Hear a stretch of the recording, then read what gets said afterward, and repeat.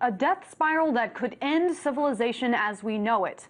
Those harsh words were used by former World Bank economist Richard Duncan to describe the path the U.S. economy could take if major changes don't happen, and fast.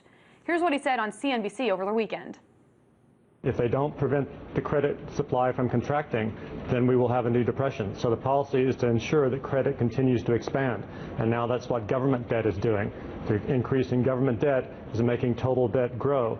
Otherwise, we would have already collapsed into a debt deflation death spiral. And Duncan is not alone in his fears.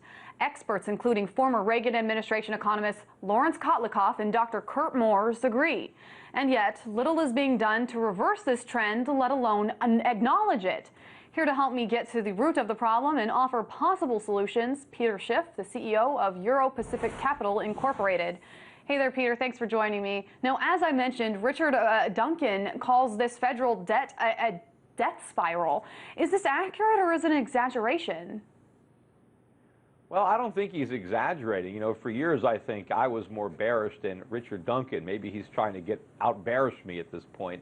But, you know, we are definitely headed for a real economic crisis in the United States. What happened in 2008 was just the opening act. I mean, the main event is still coming, and the debt is every much a part of it. You know, how it's going to be unwound. Is it going to be a currency crisis where the dollar collapses because we print all this money because we don't want to default and we can't pay, or will it be some kind of combination of inflation and default? But either way, the chickens are going to come home. The U.S. is going to be held accountable for trillions of dollars that we've borrowed and spent, and we are simply unable to pay it back. And we've created an economy, a phony economy, that is completely dependent on the ability to keep borrowing more money that we can't pay back. Now, you did say that part of the problem is our debt. Is it really the debt or the persistent unemployment that's the root of our economic woes at this point? Well, one of the reasons that we have so much debt is because we have a lot of unemployed people. And, of course, we have a lot of people who are employed in non-productive ways. That's also part of the problem. That's why we have such a large trade deficit. But a lot of this is the fault of the central government, the Federal Reserve, that are micromanaging our economy from Washington. And the whole thing is screwed up.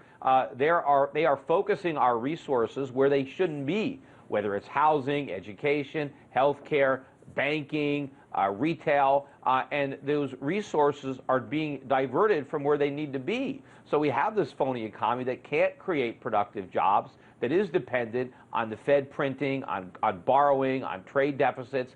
But we can't do this forever, and the longer we do it, the bigger disaster when it ends.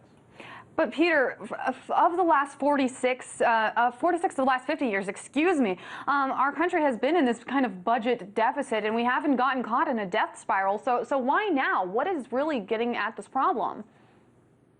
Well, not yet, but it's the enormity of the problem. It starts off as a small problem. It's like, you know, you can get cancer, but you don't die right away.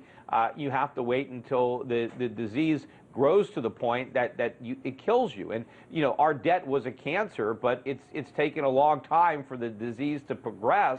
And I guess it's not fatal at this very second, but we're really close to it. If you look at the size of the debt, you know, the government is forecasting that interest payments on the national debt in 2013 are going to be $228 billion. The last time we had an interest rate bill that low, Ronald Reagan was the president, and the national debt was $2 trillion something. So what's keeping it going is the Fed. If we had to pay a real rate of interest on our debt right now, there is no way we can afford it.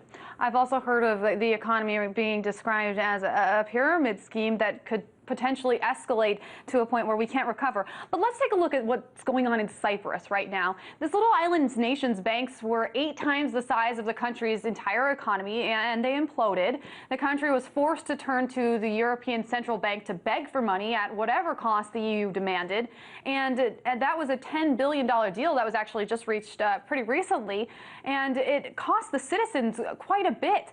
And this tiny nation is making a huge impact on the global economy, particularly the U.S. So let me play you a quick clip. This is how the media portrayed this event.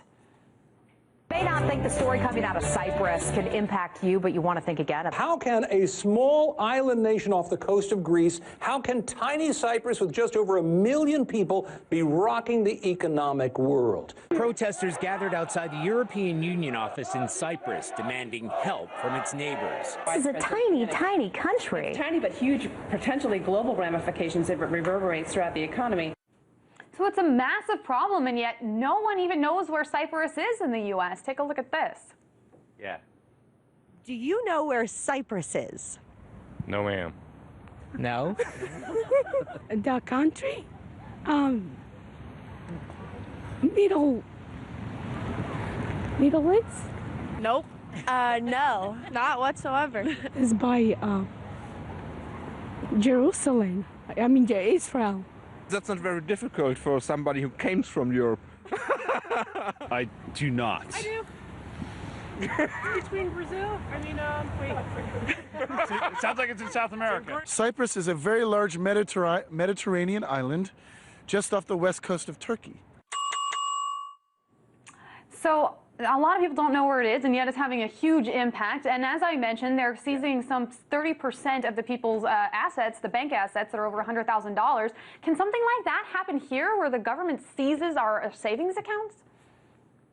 Well, first of all, it's not fair to ask Americans geography questions. I mean, a lot of Americans can't even find the United States on a map, let alone Cyprus. But, a lot of Americans didn't know where Greece was either.